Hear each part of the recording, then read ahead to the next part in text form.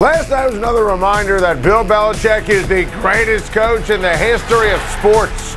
With a wind howling at 40 miles per hour, Belichick had Mac Jones throw one pass in the first half, 3 total in the game. He broke the Buffalo Bills' will and banked on them making foolish mistakes, and it worked perfectly in a gigantic win in lovely Western New York. And there it is. Look at the current playoff picture. The New England Patriots are the 1 seed. 5 weeks left in the campaign. We're on track for the AFC to go through Foxborough once again. Damian Harris had a 64-yard touchdown run early. Brandon Bolden scampered in for a 2-point conversion. Harris and Bolden and Stevenson just kept pounding and demoralizing the Bills behind that fantastic Patriots offensive line. Harris ran for 111 on the ground. Stevenson 78. Bolden had 4 carries and 7 yards a pop. The numbers, look at this. Historic. It was brilliant. This goes in the conversation with Belichick versus the K-Gun in Super Bowl 25 with the Giants. Belichick versus the Rams twice in the Super Bowl. Think about those game plans. Belichick versus Peyton Manning. The guy is a genius. And by the way, credit Mr. Mac Jones for not having an ego. Seriously, we know Mac Jones can make every single throw to win. We've seen it all season long. The defense and the run game won the game. They made the statement. We've been saying it for a while now on Time to Shine. The Patriots are the best team in the AFC. They have an unreal coach. They have a great run game, a winning quarterback, and elite defense. Last night was a pure masterclass. I mean, let's, for the sake of fairness, if that was Rex Ryan with those comments and he was coaching the Bills instead of my guy Sean McDermott, I would say those are tears of a clown. I'm surprised. I'm disappointed. I'm honestly floored. Sean McDermott won't give Bill Belichick credit? Wow. And remember, Buffalo has to play New England again in New England on CBS on Christmas weekend. You think that those comments are going to circulate throughout Foxborough?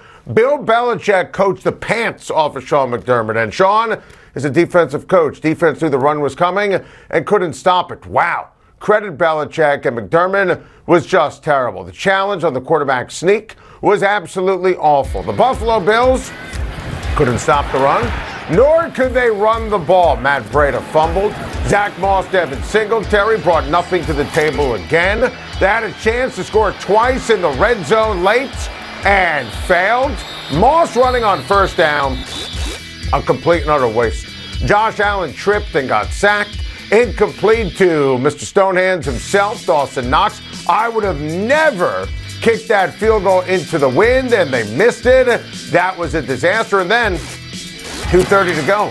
I mean, what is my guy Brian Daboll doing here? Devin Singletary, nothing, obviously. Oh, Josh Allen had Stephon Diggs.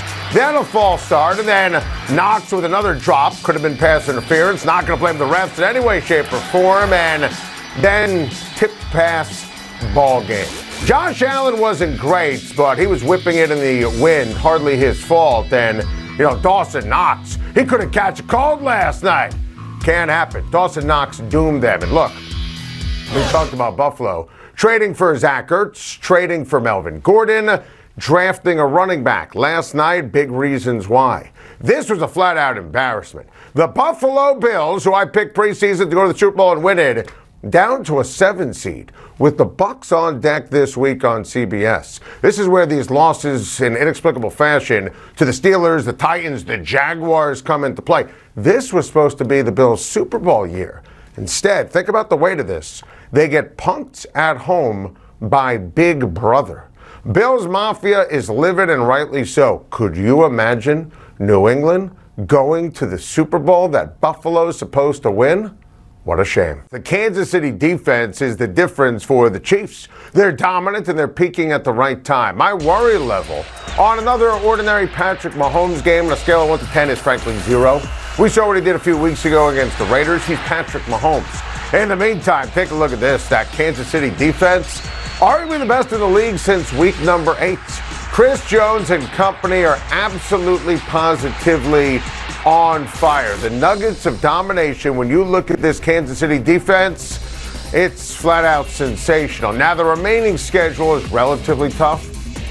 Raiders this weekend on CBS, short week where they have to take on the Chargers in LA, then the Steelers at Cincy and at the Denver Broncos. New England has a bye week, followed by the Colts in Indy, the Bills, the Jaguars, and a tough game against the Miami Dolphins. I think Kansas City is going to win the West. I think Kansas City is going to get the 2 seed. I think the Chiefs' upside absolutely remains making a Super Bowl run. I'm not remotely concerned about Mahomes. The defense changes everything for the Chiefs. That's Ben Roethlisberger's take. He thinks that his guy, TJ Watt, should get MVP votes. Should he? Let's talk this out together. In a word, no.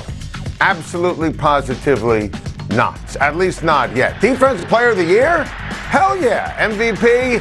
He's not even on the radar. And I want to say this. I'm not just a host with great hair. I'm also a voter. One of the 50 voters who vote for all the awards.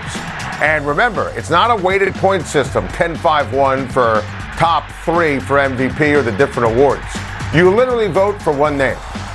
There is no way you can vote TJ Watt for MVP. Now, Defensive Player of the Year, he would get my vote right now, but I would also say just take a look at Micah Parsons, Matthew Judon. I think they deserve to be in the mix. I think Myles Garrett deserves to be in the mix.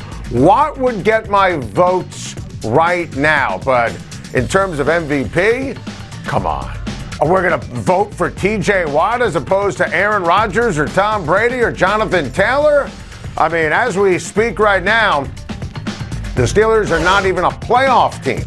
So let's slow down here when it comes to TJ Watt and MVP, because that's been circulating a lot from the media elites, the Twitter tough guys, and now Ben Roethlisberger.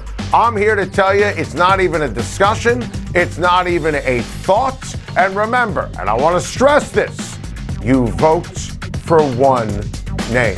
Staying in the division, who's going to win the AFC North? Let's talk this out together. The Baltimore Ravens, boy, oh boy, that was a tough loss when you take a look at it. Obviously, over the weekend on CBS against Pittsburgh. And right now, you look at the standings, it is a glorious, jumbled mess. You can make a case for all 4 of the teams. Look, credit TJ Watt for busting up that play, but Lamar Jackson has to make this throw. I mean, that's on Lamar. By the way, Mark Andrews has to make that catch. Harbaugh going for it was the easiest decision ever. Pittsburgh was outplaying Baltimore the entire second half, and Pittsburgh had all the momentum. You factor in football, you factor in analytics, you factor in the DNA of the Baltimore Ravens, you factor in Marlon Humphrey, done for the year, so they weren't going to have the requisite players in overtime. Listen, I mean, it was a no-brainer to go for it. Didn't work. The Ravens' schedule the rest of the way is brutal. I mean, I think the team that's going to end up winning the division is Cincinnati. I still think, even on the heels of the disaster where they didn't show up early against the Chargers over the weekend, I still think that you're going to see the Bengals win the division. That is an ultra-difficult schedule when it comes down to it for the Baltimore Ravens. And listen, Pittsburgh's win against Baltimore was sensational. Watt was all over the field. Roethlisberger second half. Johnson second half. Just incredible. But you look at that Pittsburgh remaining schedule, it's very difficult down the stretch. I don't think that Pittsburgh's going to make the playoffs. I don't think that Cleveland's going to make the playoffs. And I think Cincinnati is still the most well-rounded and dominant team in the division, assuming everything's okay with Joe Burrow's pinky. To the NFC, where Kyler Murray was just excellent in Arizona's win over the Chicago Bears on Sunday. I love having Kyler back in the lineup after 3 weeks where he was injured, then the bye. Are the Arizona Cardinals the best team in the NFL? Let's talk this out.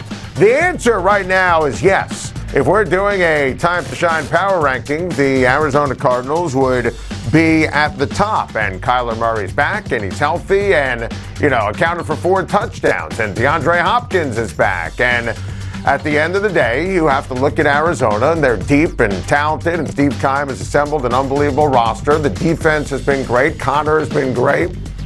Cliff Kingsbury has done an incredible job coaching these guys up. They are the best team as we speak in the NFL. But having said that, I still think the Green Bay Packers are going to end up getting the 1 seed. I think the Packers head-to-head, remember they have the victory in hand against Arizona when A.J. Green didn't turn around for that pass at the end. I think that Green Bay has the best chance of getting the 1, the best chance of representing the NFC in the Super Bowl. So that's a different topic for discussion, but I think that Arizona, which has a huge game coming up next Monday night against the Rams, as we speak right now, recognize the Cardinals as the best team in the NFL. Doesn't mean, though, right now they're my Super Bowl pick. A different topic for discussion. Staying in the NFC, anyone want to make the wild card? Anyone? Bueller? Hello? Let's talk this mess out because, it's a mess. Look at Washington's record, San Francisco, and everybody is in the hunt. Like, everybody is in the old hunt. I still can't believe that San Francisco lost against Seattle. That was wild on CBS over the weekend, but I do think that San Francisco is going to make it. I think they'll get Debo back at some point. George Kittle was on fire. I was floored how just poor the special teams was and obviously the defense, but I think San Francisco is going to end up being the 6th, okay? So I think these are the teams it comes down to for the 7. Now, Washington, Dallas, twice. That is going to go a long way in terms of Washington and the ability to make the postseason. I think Dallas is going to sweep them. I'm calling my shot on that right now. Philly's got an easy schedule, but they're impossible to trust. Minnesota has talent, and the Bears twice, and Pittsburgh at home this Thursday. But take a look at that schedule for New Orleans. Jets, Dolphins at home, Panthers, and the artist formerly known as the Atlanta Falcons. If Kamara's healthy and the 2 offensive tackles are healthy, and maybe I'm just paying too much attention to the genius of Sean Payton trying to find something positive with all these teams that are awful, I think New Orleans can make the playoffs as a 7th seed. Seriously. I'm glad we talked that out together. I feel much better. Thank you for watching. Please like and subscribe. And don't forget to hit the bell for more videos.